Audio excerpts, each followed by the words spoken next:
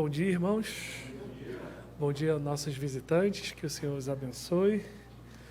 Nós estamos no meio de uma série, uma pequena série sobre a vida de Abraão.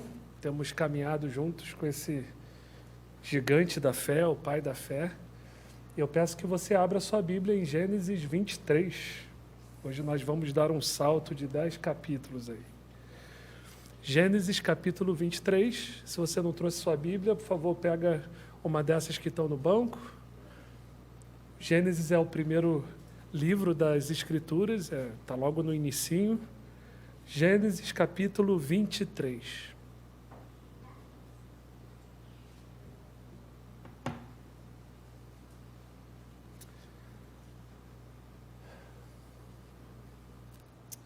Hoje nós vamos lidar com o capítulo inteiro, mas por hora vamos ler apenas os versículos de 1 a 4, que dizem o seguinte: Sara viveu 127 anos. Morreu em Quiriate Arba, que é Hebrom, na terra de Canaã. Abraão veio lamentar Sara e chorar por ela. Depois Abraão levantou-se da presença da falecida e falou aos filhos de Et: Sou estrangeiro e morador entre vocês. Deixem-me adquirir uma sepultura na terra de vocês para que eu possa sepultar a minha falecida mulher. Essa é a palavra de Deus.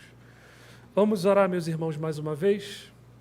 Pai bendito, nós nos curvamos mais uma vez diante da Tua palavra, pedimos a iluminação do Teu Santo Espírito sobre esse texto e que o Senhor nos ensine aqui. O Senhor nos mostre Jesus. Em nome de Jesus, é em nome dele que nós oramos. Amém. Meus irmãos, vocês se lembram da época de jovens, né? Aquela época áurea em que a juventude da igreja se reunia nas lendárias pizzarias aqui do Rio, para um rodízio, hein? Se lembra? Imagina uma dessas saídas, né? Imagina uma dessas saídas de jovens de uma igreja numa sexta-feira à noite. A turma toda combinou de se encontrar lá no Meier, na Parmê, se é que ela ainda existe, né? E lá foram eles para ter esse tempo de confraternização. Você pode imaginá-los juntos, muita conversa, muita risada, no meio de muita pizza. O pessoal começa a ir embora lá pelas 9h30, 10 horas da noite. E, por fim, as poucas pessoas que restaram lá já estão cada uma pegando a sua comanda para ir pagar a conta. Então, um dos rapazes que estão lá se aproxima de uma moça e, num ato de gentileza, ele se oferece para acompanhar aquela moça até a sua casa. Ela responde que sim, puxa, obrigada. E lá vão eles, pegam um ônibus juntos e desfrutam de mais 20 minutos de uma boa conversa, uma conversa agradável. O domingo chega, e então, depois do culto, a menina entrega para o rapaz um cartão de agradecimento, contendo uma única frase: Muito obrigada pela sua gentileza e pela ótima companhia na sexta. Eu pergunto para você, o que o rapaz vai achar disso, hein? Eu vou contar para você. Ele vai chegar em casa, ele vai reler aquele cartão mais 5 vezes, até saber de cor aquelas 11 palavras. No dia seguinte, no meio dos seus estudos na faculdade, ele vai tirar a Bíblia da mochila, vai pegar aquele cartão de novo, vai ficar olhando para ele. Isso vai acontecer de novo, e de novo, e de novo. E alguém pensa, que bobeira. É só um cartão com uma frase, nada demais, certo? Acontece que naquelas 11 palavras ali tem combustível suficiente para manter aquele rapaz pensando e pensando, até que finalmente ele toma coragem e convida aquela moça para tomar um sorvete. Dessa vez só com ele. E onde tudo começou, meus irmãos? Começou numa única frase, escrita num simples cartão. Irmãos, de certa forma é isso que nós vamos ver aqui no nosso texto. Hoje nós vamos ver o Senhor dando um cartãozinho para Abraão.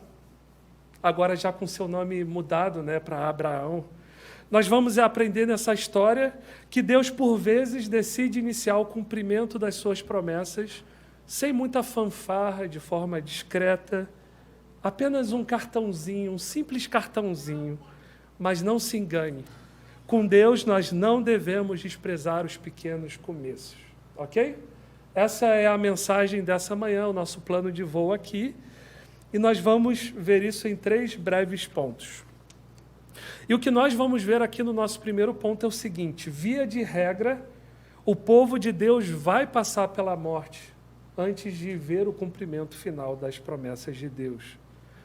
Mas antes, o que nós vimos até aqui? Vamos lembrar um pouco? Lá no começo da série, no capítulo 12, nós vemos o chamado de Deus a Abraão e as promessas que ele fez ao patriarca. Nós vimos a fé de Abraão produzindo o fruto da obediência. Ele sai lá da Mesopotâmia, de Ur dos Caldeus, e vai até Canaã. Mas logo a sua fé é provada, não é? Pela fome na terra. Abraão desce então para o Egito com a sua família, e lá ele mente, ele coloca Sara, sua esposa, em perigo. Ele, para salvar a própria pele, ele faz aquela bagunça, né? E aí Deus, mostrando que é Ele mesmo quem assegura as suas próprias promessas, não Abraão, Ele intervém naquela situação. Na semana passada, então, Abraão volta para Canaã em arrependimento. Ló vai com ele e os dois acabam tendo que se separar. Né? Vimos Ló sendo enganado pelos seus próprios olhos e fazendo aquela escolha tola. Né? Ele vira as costas a Canaã e decide, sem considerar tudo, qual seria a sua parte na terra.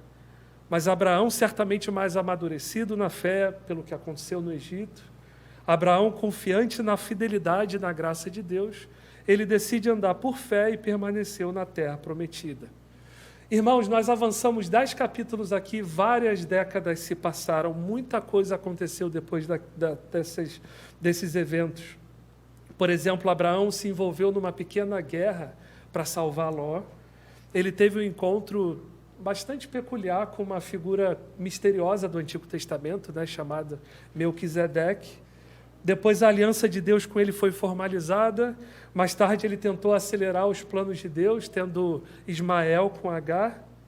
Depois Abraão recebeu o sinal da circuncisão, teve a intercessão por Sodoma, né? O Senhor destrói a cidade e Ló é resgatado. Depois disso, Abraão repete a mesma tolice do Egito, só que agora em Gerar, colocou novamente a Sara em perigo. Finalmente Isaque, o filho da promessa, nasce. Então, por último, no capítulo 22, nós temos o grande teste. Deus disse a Abraão: me ofereça Isaque, o seu único filho, como sacrifício. E você sabe, Abraão passa bem no teste. E é aqui que começa o nosso texto. Depois de tudo isso, Abraão já está com 137 anos, depois de mais de 60 anos peregrinando lá na terra de Canaã. E Isaque tem a minha idade aqui, 37. E os versículos 1 e 2 dizem o seguinte, olha só. Sara viveu 127 anos, morreu em Kiriat Arba, que é Hebrom, na terra de Canaã. Abraão veio lamentar Sara e chorar por ela. Sara morreu. Puxa, que triste, não é? Você sabe quem foi Sara? No Novo Testamento, o autor de Hebreus coloca Sara lá naquela galeria dos heróis da fé. Ele diz o seguinte: pela fé, a própria Sara, apesar de não poder ter filhos, e já idosa, recebeu o poder para ser mãe, pois considerou fiel aquele que lhe havia feito a promessa. Pedro também, escrevendo às mulheres casadas, ele usa o exemplo de Sara como uma mulher santa que esperava em Deus. E nós vemos a importância e o peso de Sara para o restante da Bíblia, até aqui no versículo 1. O versículo 1 diz que Sara viveu 127 anos. Ela é a única mulher em toda a Bíblia que tem o registro do seu número de anos vividos. É a única mulher, Sara. Sara é muito importante para toda a Bíblia, não tenham dúvidas. Sara, ao lado de Abraão, é uma gigante da fé. Sim, ela foi uma pecadora, é claro, ela nasceu em pecado, ela violou a lei de Deus em palavras, pensamentos e ações. Ela também teve os seus momentos de incredulidade, como a Bíblia faz questão de mostrar. Mas, queridos, ela era uma mulher santa, como Pedro escreveu. Sara, de certa forma, é a mãe de todo o povo de Deus. Foi através dela que começou o funil da redenção. É através dela que Deus formou o povo de Israel, de onde nasceu o prometido descendente da mulher, Jesus, que esmagou a cabeça da antiga serpente. Uma mulher que confiou nas promessas de Deus e andou por fé.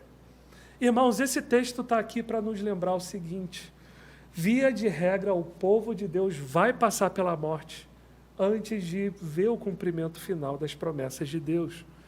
Todos os homens e as mulheres de Deus também vão tombar, com exceção daqueles que estarão vivos na volta de Jesus. Até lá, irmãos, todos nós vamos passar pela morte. Essa é parte da realidade dessa terra dura em que nós vivemos. Não é somente os perversos que morrem, os justos também. Eclesiastes 9, né, o Salomão fala bastante sobre esse fim comum que todos nós temos. Sara faleceu já bastante idosa, provavelmente ela não sofreu de uma doença crônica por longos anos. Não, ela não teve uma morte trágica na flor da sua juventude, mas num certo sentido, irmãos, toda morte é trágica. A morte sempre deixa aquele gosto amargo de que as coisas não deveriam ser assim. Alguém que foi parte fundamental da sua vida, alguém que sempre esteve lá com você na sua peregrinação aqui na terra. Você nem se lembra de como era a vida antes daquela pessoa, e de um momento para outro ela não está mais lá. E a qualquer momento, você visitando algum lugar ou olhando algum objeto, as memórias daquela pessoa surgem novamente e pressionam aquela ferida que está lá aberta. Não é assim conosco no nosso luto? Como é que Abraão reage? Abraão veio lamentar Sara e chorar por ela. O texto não menciona Isaac aqui, mas sem dúvida ele estava lá presente também. Você consegue visualizar os dois? Choro alto, rasgando as suas roupas, sentados no chão empoeirado, vestidos de pano de saco, com a cabeça raspada. Será que Abraão estava se lembrando do episódio lá no Egito? Ou então, mais tarde, no episódio de Gerar, pensou, puxa, como eu fui tolo. Eu coloquei a minha esposa em risco. Será que ele também se lembrou do sorriso de Sara diante da palavra do Senhor? Que disse que ela, aos 90 anos, seria mãe.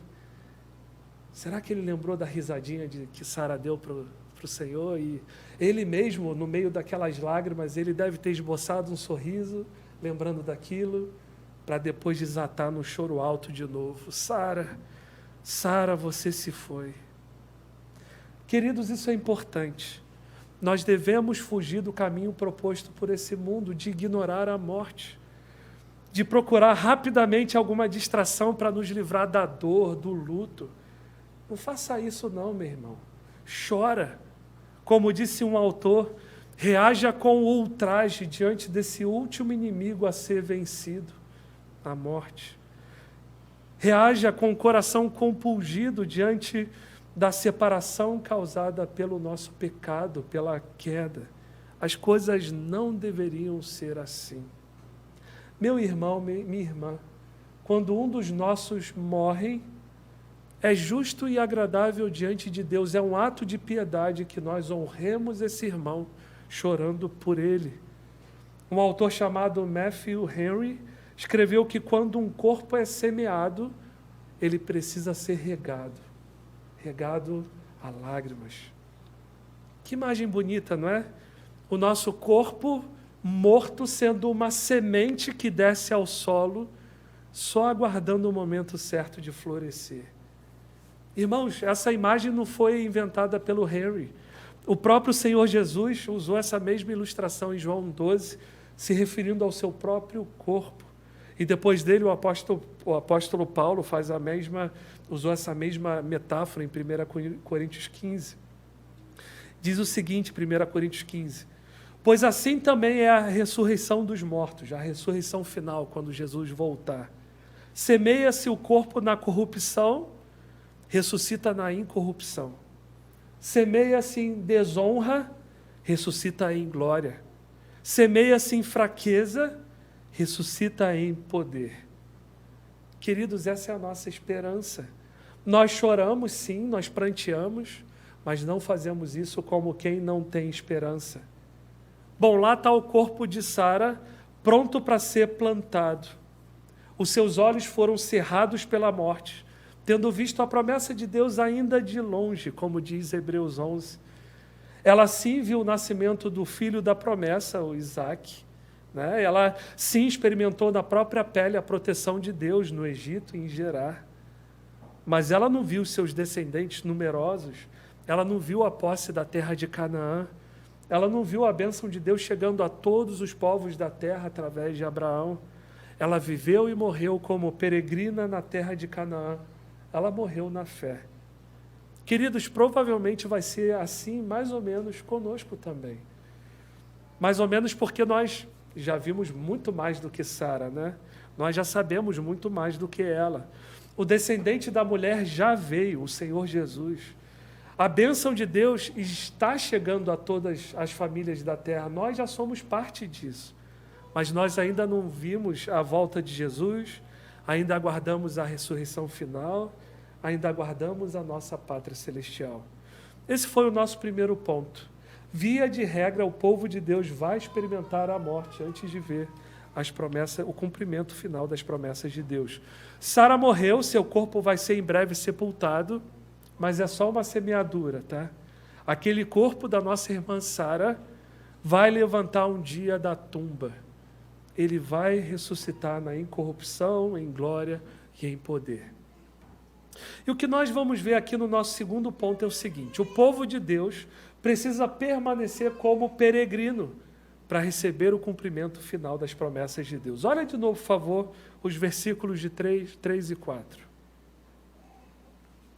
Depois Abraão levantou-se da presença da falecida e falou aos filhos de Et: sou estrangeiro e morador entre vocês. Deixem-me adquirir uma sepultura na terra de vocês, para que eu possa sepultar a minha falecida mulher. E agora? O corpo de Sara está lá, pronto para ser plantado. Mas olha o problema. Vai ser plantado onde? Abraão se dá conta de que ele literalmente não tem onde cair morto. Ele não tem nenhuma terra que seja de fato sua. Onde ele vai enterrar o corpo da sua falecida esposa? Bom, preparativos precisam ser feitos, então Abraão, por hora, vai ter que interromper o seu luto para se ocupar com eles. Lá vai Abraão se negociar com os hititas. Queridos, e não é assim com o nosso luto também, com o nosso próprio momento de luto? Nós choramos, sim, nós precisamos chorar e prantear, nós temos que ter esse tempo de luto, mas a vida não para, a vida tem que continuar. As demandas não param. Há crianças para alimentar, para ensinar, há trabalho a ser feito, há compromissos a serem honrados.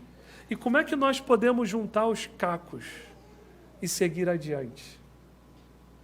Irmãos, dependendo do Senhor, confiando que a sua graça nos basta. Sempre me emociona ler um relato da Érica, nossa amiga, que ficou viúva com 3 filhos para criar. 5 meses depois da morte do David, o falecido esposo dela, ela escreveu o seguinte: esses últimos 5 meses foram tremendamente dolorosos. Eu nem posso imaginar como as pessoas conseguem passar por esse tipo de coisa sem o Senhor.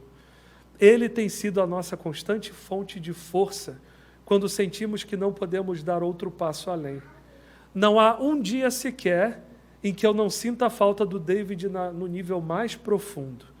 Mas o Senhor tem nos dado vida e respiração, e em cada dia que Ele escolhe fazer isso, eu quero permanecer caminhando de uma forma digna do Evangelho. Que declaração de confiança em Deus, não é? E é assim, irmãos, que nós caminhamos, mesmo depois do luto, vivendo cada dia com a porção diária da graça que Ele nos dá. E lá vai Abraão conversar com os hititas, certamente não com seus olhos secos, talvez derramando algumas lágrimas. A maioria dos autores chama atenção para o fato de que teria sido natural para Abraão voltar para Ur dos Caldeus, ou mesmo ir para Harã, onde Terá, o seu pai, havia falecido, não é? Teria sido uma escolha natural de Abraão ter enterrado Sara junto com seu pai, lá em Harã, mas ele não faz isso. Para Abraão não tem volta. Ele não vai dar as costas à terra prometida. Ali é o lugar da sua descendência agora. A morte de Sara apenas forneceu mais uma situação para a sua fé entrar em ação. Será, irmãos, que é fácil convencer um hitita a vender parte do terreno dele para você, para um estrangeiro, para alguém que não é dali?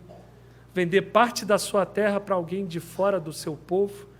Alguns autores levantam essa bola. Eles dizem que não deve ser fácil convencer um hitita a vender um campo para você. Mas Abraão vai lá, confiando em Deus.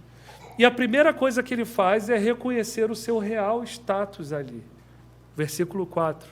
Sou estrangeiro e morador entre vocês. Essa palavra estrangeiro aqui tem um sentido de alguém que não desfruta dos direitos de um cidadão comum. É alguém que abandonou a sua própria terra e buscou refúgio ali em outra comunidade, seja por razões políticas ou econômicas. E a palavra morador seria alguém que não possui terras próprias, seria um inquilino ali. Ele está morando numa terra que não é dele. Irmãos, essa era a situação de Abraão, de alguém que está de passagem. Ele não é dali, ele não se encaixa ali de fato. Queridos, essa é a situação de Abraão, mas a Bíblia deixa claro que essa é a situação de cada pessoa que faz parte do povo de Deus. Essa é a condição de todo o povo de Deus que já andou por essa terra. Alguém pode pensar, todo o povo de Deus, até os israelitas que tomaram posse de Canaã, a terra não era deles, afinal? Não era. Era, mas não era. Veja, tem um texto bastante interessante em Levítico. Lá no capítulo 25, o Senhor disse o seguinte a Israel: também a terra não será vendida em definitivo, porque a terra é minha, pois vocês serão para mim estrangeiros e peregrinos. A terra é minha, diz o Senhor. Vocês aqui, Israel, estão como meus inquilinos. Vocês não podem fazer o que querem aqui, simplesmente. Até em Canaã, vocês não podem dizer, essa terra é nossa. Não, irmãos. Deus queria que eles mantivessem a mentalidade de estrangeiros e peregrinos. Sim, Deus nos deu essa boa terra aqui, vamos trabalhar para o bem dela, vamos aproveitar também o que há nela de bom, mas essa terra não é a realidade última. Nós devemos viver aqui como peregrinos e estrangeiros. Esse aqui não é o nosso lar final.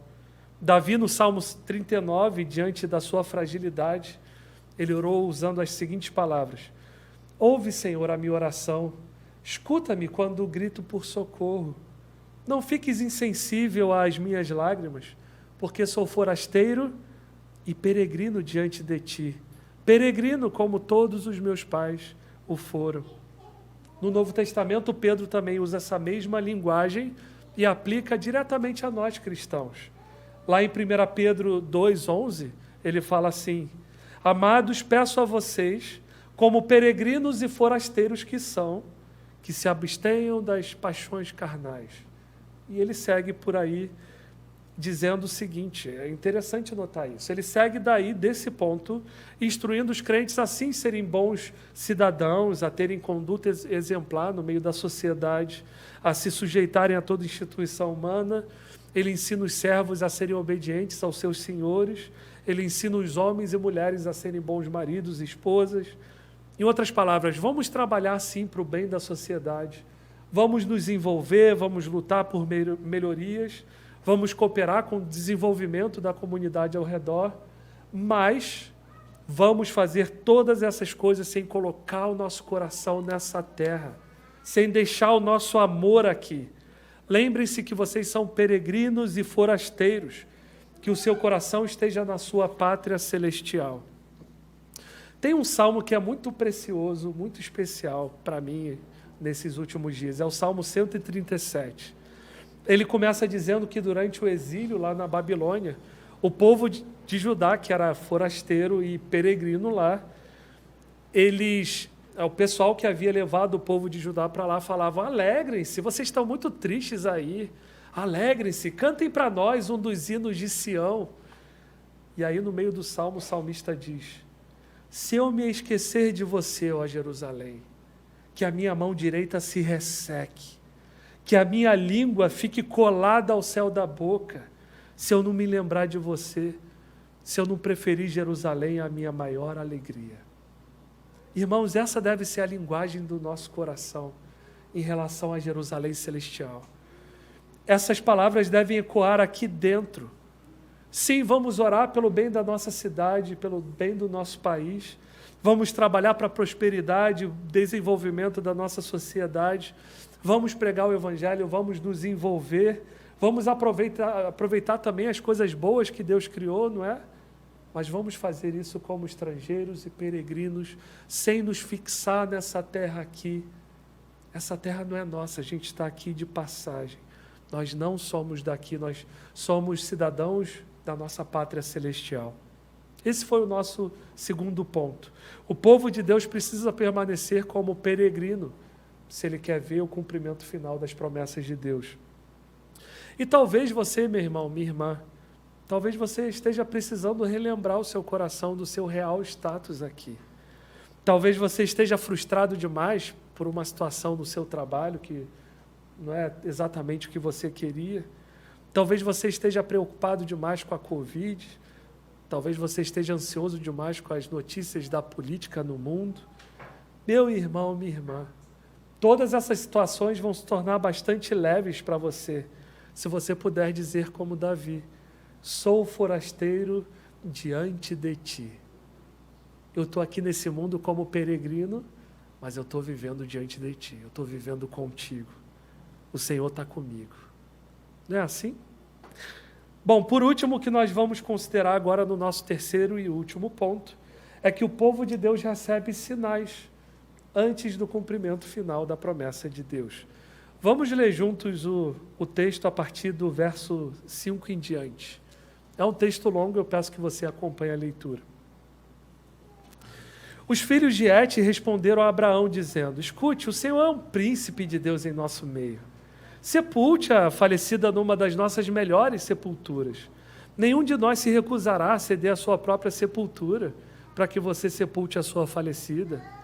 Então Abraão se levantou e se inclinou diante do povo da terra, diante dos filhos de Et, e lhes falou, dizendo: se é do agrado de vocês que eu sepulte a minha falecida, escutem-me e intercedam por mim junto a Efron, filho de Zoar, para que ele me ceda a caverna de Macpela, que pertence a ele, que fica no extremo do seu campo. Que ele entregue a mim pelo devido preço, para que eu tenha uma sepultura entre vocês. Ora, Efron, o heteu, estava sentado no meio dos filhos de Et. Ele respondeu a Abraão de maneira que pudesse ser ouvido pelos filhos de Et, a saber, por todos os que entravam pelo portão da cidade. De modo nenhum, meu senhor, escute, eu lhe dou o campo e também a caverna que nele está. Na presença dos filhos do meu povo eu lhe dou isto, sepulte a sua falecida. Então Abraão se inclinou diante do povo da terra e falou a Efron na presença do povo da terra, dizendo: mas se você concorda, escute, pagarei o preço do campo, aceite-o de mim e sepultarei ali a minha falecida. Efron respondeu: meu senhor, escute, um terreno que vale 400 barras de prata, que é isso entre mim e você? Sepulte ali a sua falecida. Abraão ouviu Efron dizer isso e pesou-lhe a prata de que este lhe tinha falado na presença dos filhos de Et, a saber, 4,5 quilos de prata, segundo o peso usado entre os mercadores. Assim, o campo de Efron, que estava em Macpela, em frente de Manre, o campo, a caverna e todo o arvoredo que nele havia e todo o terreno ao redor, passaram a ser propriedade de Abraão, na presença dos filhos de Et, a saber, de todos os que entravam pelo portão da cidade. Depois Abraão sepultou Sara, sua mulher, na caverna do campo de Macpela, em frente de Manre, que é Hebrom, na terra de Canaã. E assim, pelos filhos de Et, se confirmou a Abraão o direito do campo e da caverna que nele estava, como propriedade para servir de sepultura. Essa é a palavra de Deus. Olha só, um autor chamado Dale Davis, ele afirma que toda essa negociação aqui entre Abraão e os hititas é tão envolvente, é tão fascinante, que é fácil nós perdermos o ponto principal aqui, não é? E ele tem razão, é realmente fantástica essa conversa aqui, essa negociação. Parece que a gente está numa feira aqui do Rio, né? Vamos dar uma olhadinha nessa negociação. Primeiro, Abraão diz aos hititas que ele gostaria de comprar uma sepultura na terra deles. Eu só quero a caverna ali mesmo, só uma caverna. Então os hititas respondem no versículo 6, não, que isso, Senhor? O Senhor pode usar qualquer uma das nossas melhores sepulturas, ninguém vai te negar isso. Mas Abraão não quer uma sepultura emprestada. Ele faz questão de comprar uma que passe a ser dele como posse mesmo, oficialmente, onde Sara e depois ele e depois os seus descendentes poderão ser enterrados. Então, nos versículos de 7 a 9, Abraão faz a sua proposta. Olha, eu quero comprar a caverna de Macpela, que fica lá no finalzinho do terreno, do campo, que pertence a Efron, filho de Zoar. Fica lá na extremidade, nem vou incomodar, não vai ser no meio da propriedade dele. Está lá no cantinho, só a caverna, eu quero comprar essa caverna. Então Efron, que estava ali no meio, ele faz a sua própria oferta a Abraão.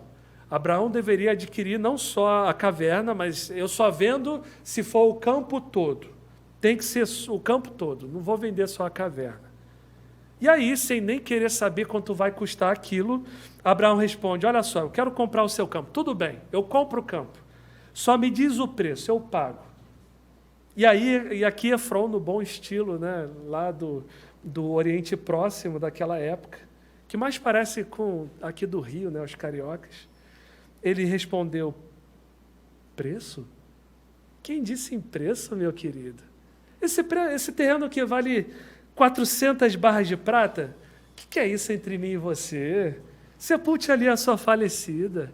Então Abraão entendeu, Abraão nem quis negociar. Os autores falam que provavelmente esse preço era ridiculamente caro, 400 barras de prata, era ridiculamente caro. Efron jogou o preço lá em cima, esperando provavelmente uma contraproposta de Abraão, e Abraão não quis nem saber. Ele pagou toda aquela quantia. Pagou, ele não quis saber. O campo agora era dele, oficialmente. Tudo registrado em cartório. Você percebeu a referência a testemunhas, ao portão da cidade? Tudo oficial, está lá, registrado em cartório com testemunhas e tudo que é necessário. Ok, agora tudo isso é muito interessante, é muito legal, é realmente um texto fantástico de ler, não é? Mas o que isso tem a ver com a gente? Por trás de toda essa prata, por trás de toda essa formalidade toda, o que a gente pode aprender com esse texto? Você notou os versículos 2 e 19, no início e no final do capítulo? Eles insistem em nos lembrar que tudo isso fica em Hebrom, que está na terra de Canaã. O texto espera que você não perca isso de vista. Não te faz lembrar lá do início da nossa série? No capítulo 12, versículo 5, Abraão chegando com Sarai, com Ló, com tudo que tinha lá na terra de Canaã. E no versículo 7, o Senhor falando, olha, está vendo toda essa terra? Eu vou dar à sua descendência essa terra. Queridos, mais de 60 anos depois, 61, 62 anos depois de que Abraão chegou lá em Canaã, está aqui. Começou o cumprimento da promessa de Deus. Durante todo esse tempo ele andou como peregrino, sem ter um pedaço de terra sequer. Agora ele tem, está aqui. Abraão agora tem uma pequena terra em Canaã. Começou o cumprimento da promessa. De uma forma bem pequena, nada impressionante. Como o cartão lá que a gente viu no início, aquele cartão que tinha uma frase apenas, de agradecimento do rapaz para a moça. Uma terra minúscula lá em Canaã. O que bom pode sair daí? Irmãos, não desprezem os pequenos começos. Agora, uma minúscula parte de Canaã é propriedade, a possessão de Abraão. Abraão enterrou a Sara na caverna do campo de Macpela. Mais tarde, ele mesmo, depois dele, Isaac, Rebeca, Lia e finalmente Jacó seriam enterrados nessa mesma caverna. Como escreveu Allen Ross no seu comentário, a morte nessa passagem tornou-se motivo de esperança. Em vida, os patriarcas eram peregrinos. Na morte, eles se tornaram herdeiros da promessa e ocuparam a terra. Lá estavam os corpos de Sara, Abraão, depois Isaac, Rebeca, Lia, Jacó, como testemunho perpétuo para todos aqueles povos ali, que a terra é possessão de Abraão. Irmãos, e nós cristãos? O que isso tem a ver conosco? Com nós aqui, 2000 anos depois de Cristo, 4000 anos depois de Abraão? Como nós podemos ter esperança sobre o cumprimento das promessas de Deus, olhando para esse texto? Será que nós também já recebemos esse pequeno sinal da fidelidade de Deus, como essa terra que Abraão comprou dos hititas, como aquele cartão que aquele rapaz recebeu da moça? Sim, irmãos, nós recebemos até muito mais do que isso. Cerca de 2000 anos depois de Abraão, um dos seus numerosos descendentes, na verdade, o descendente de Abraão, chegou a esse mundo como o maior peregrino de todos. Jesus, como ninguém, ele soube o que é viver como estrangeiro e forasteiro nesse mundo, porque ele é a única pessoa que teve a experiência de antes viver em outro mundo, não é? Onde ele literalmente era o centro do universo. Mas para cá ele veio como servo. E em vez de se cercar de bens aqui nesse mundo, ele disse: as raposas têm as suas tocas, e as aves dos céus têm os seus ninhos, mas o Filho do Homem não tem onde reclinar a sua cabeça. Você lembra, quando Jesus morreu, a única posse que ele tinha era sua própria roupa que ele vestia, que acabou sendo sorteada ali por aqueles que o mataram. Diferente de Sara, ele não teve nenhuma sepultura própria da família dele onde ele pudesse ser enterrado. Apenas uma caverna emprestada que um estranho havia gentilmente providenciado para ele.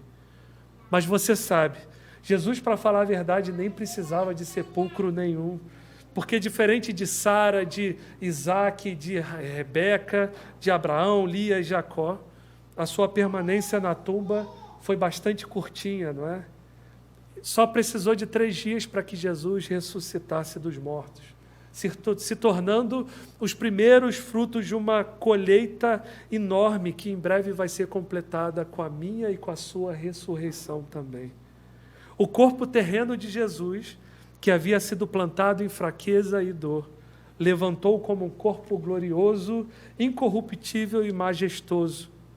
Irmãos, a própria ressurreição de Jesus é esse sinal que um dia nós também trocaremos esse nosso corpo, com todas as suas fraquezas, sofrimentos, dores e lágrimas, por corpos gloriosos, semelhantes ao que Jesus tem agora.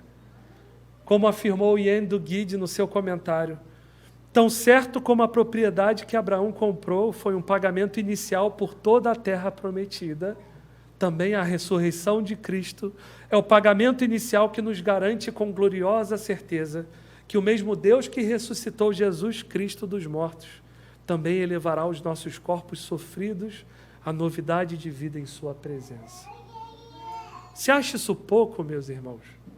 Como se isso não bastasse, Jesus ainda enviou o Espírito Santo para morar em nós, como penhor da nossa herança, como garantia de que nós receberemos o cumprimento final da promessa de Deus.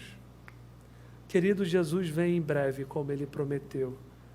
Eu não sei onde você vai estar na ocasião, não sei se você vai estar por aqui ainda, se já vai ter morrido, mas vai que calha. Vai que calha de você estar aqui, vai que calha de você estar lá na Palestina, sei lá, você está em viagem, viajando a trabalho ou fazendo um turismo por lá.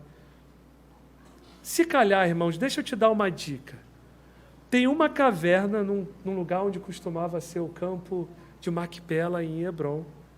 Se calhar de você estar lá nesse dia, você vai ver. Sairá do túmulo uma mulher revestida de incorruptibilidade. Ela nunca mais vai ter os seus laços de incredulidade novamente. Dizem que ela é muito bonita. Provavelmente, o meu palpite é que ela vai estar sorrindo quando isso acontecer. Ela vai estar em altas gargalhadas. Eu acho que você vai reconhecê-la. Procura por ela. Nossa irmã Sara. Ela vai se levantar daquele túmulo e você poderá abraçar a nossa irmã. Vamos orar, meus irmãos?